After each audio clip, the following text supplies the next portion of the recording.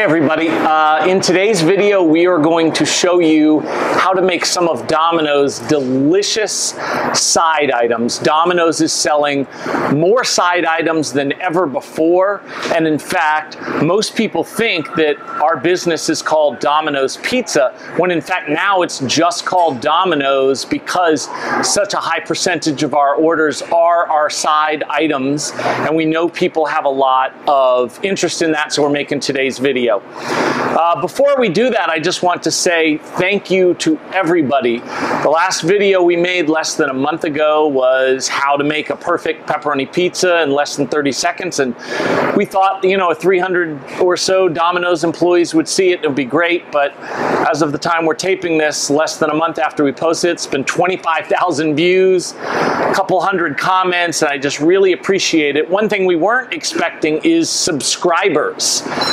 So we did not know how to deal with that, and so I realized we're supposed to give you shout outs.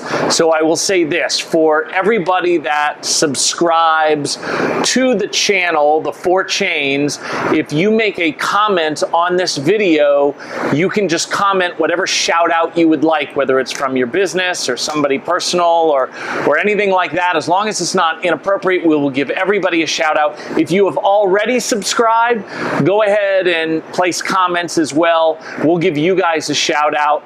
If you want, we've had some requests for videos that people want us to make, including various top 5 lists. I guess that's a thing. So you could also do a request for a top 5 list, and when we record that video, we will let everybody know that it's you that made that request. So what I'm going to do here is take you around to the operational area and show you how we do this. Okay, we got our hands washed, we got our table cleaned and sanitized. Now I'm going to show you how to make these delicious Domino's side dishes that everybody enjoys so much. You are? Yeah, I'm going to make it. I'm an internet sensation from the pizza making video. Of course I have to be the one to make it. Okay. What are you saying? You know what I'm saying. No, I don't. You know my thoughts on this. Christine. She's trying to imply I'm not great at making sides. Aren't I great at making sides? As good as her?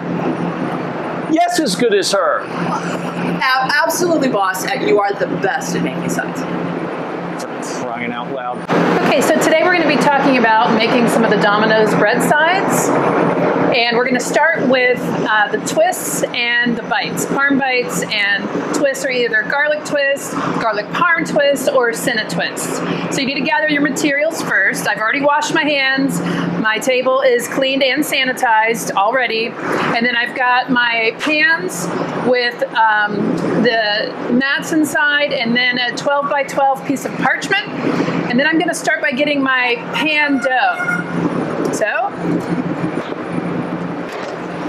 again, as we mentioned in a previous video, how to make a perfect pepperoni pizza in 30 seconds or less, we showed how to get that dough ball out without misshaping it too much. So for me, I give it a little bit of a gravity stretch here to get my corners kind of formed first, just like this, because what we're going to be doing is making kind of a square shape. And we don't want to touch the dough too much, because if we're pressing on it too hard or rolling the dough, which we never want to do when we make a twist, you're compromising the integrity of the dough.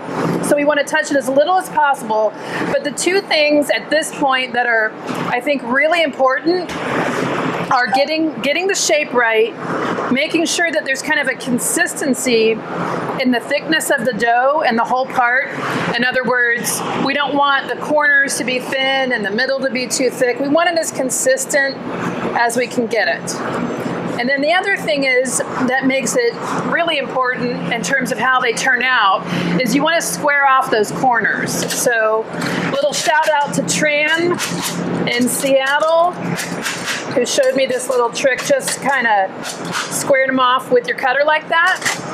Okay, so that looks pretty good. Now I'm going to cut this in half. Okay, so I've cut it in half horizontally. Now I'm going to cut it the other way to start making my twists. Cut it in half vertically here. Cut these pieces in half. And then you're going to do one more set of cutting in half here here, here, and here, trying to make those as even as possible. So now you've got 2 sets of twists, 8 up here and 8 down here. So the next step is to stretch each piece and make it into the twist shape. So I'm going to start here, and then I'm going to stretch it out. Again, to repeat, we never put it down and roll the dough. We never want to roll the dough when we're making twists because it compromises the integrity of the dough and the little butter pats inside. So we're just stretching it. I've been told it's okay to do a little twist if you need to, but you stretch it to about the size of your pan. And then I line mine up this way, from corner to corner. I do 4 here. You want your twist to be about 3 inches total. Definitely 1 inch of the tail. So 2 inches for the body and 1 inch for the tail. Okay. So that's 1. That one's a little bit big. 2.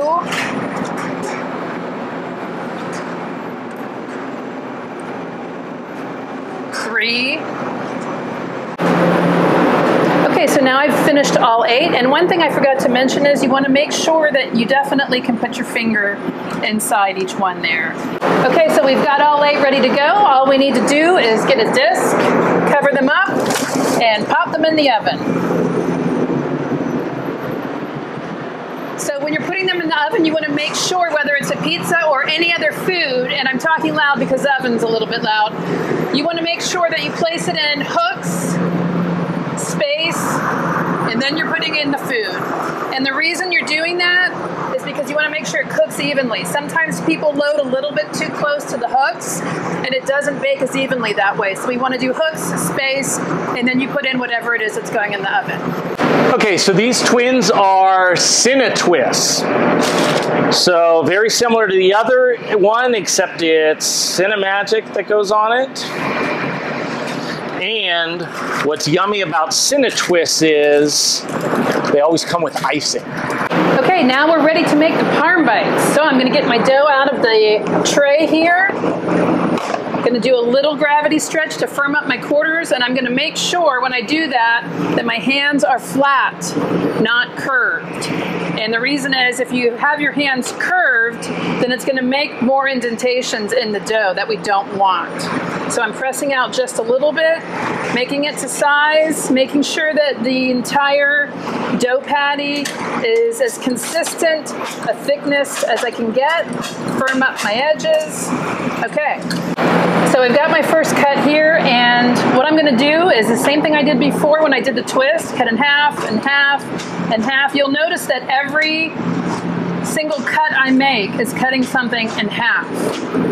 So that's what it's looking like if I'm doing twists. Now to do bites, all I got to do is 2 additional cuts. 1 here and 1 here. Now to put them in the pans, you're going to try and always do this with 2 hands because you want to be as fast as possible, especially on a Friday night rush. I've got 5 in the middle here, and then I've got the rest going around the edge. 1, 2, 3, 4, 5, then the rest around the edge. And again, I've got enough here for 2 sets of bites. So with bites, I'm going to take 2 discs and put on top, and then I'm going to place them in the oven the same way as I did before. Okay, so now the parm bites are out of the oven. We make sure we get some garlic seasoning on every one of the parm bites.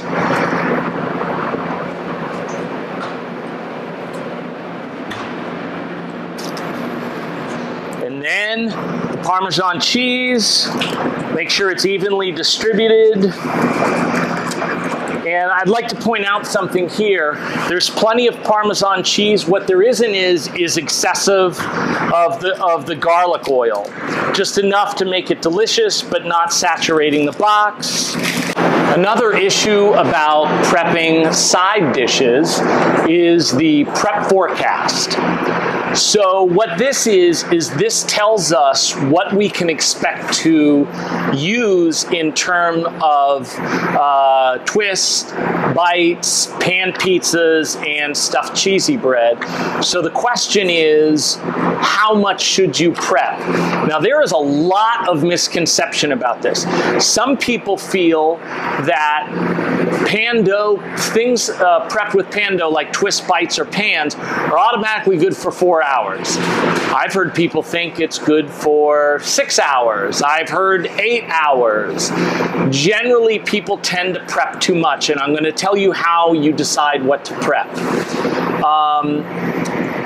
It tells you on the dough tray. Now this seems very, very obvious, but I promise you a lot of people don't know this. So just let me show you right here. This is the pan dough. If you look at the side of the tray, it tells you how much you prep. Today is Sunday. So these, if you prep something with the pan dough, it is good for 2 hours. Yesterday was 2 hours, but if it was Friday or Thursday or Wednesday, it would be good for 4 hours. So what I generally do is I take my prep forecast and I take a pen and I write pan dough 2 hours depending on what day it is. And you take the average and that's what you prep. Yep. Hey, Jeff.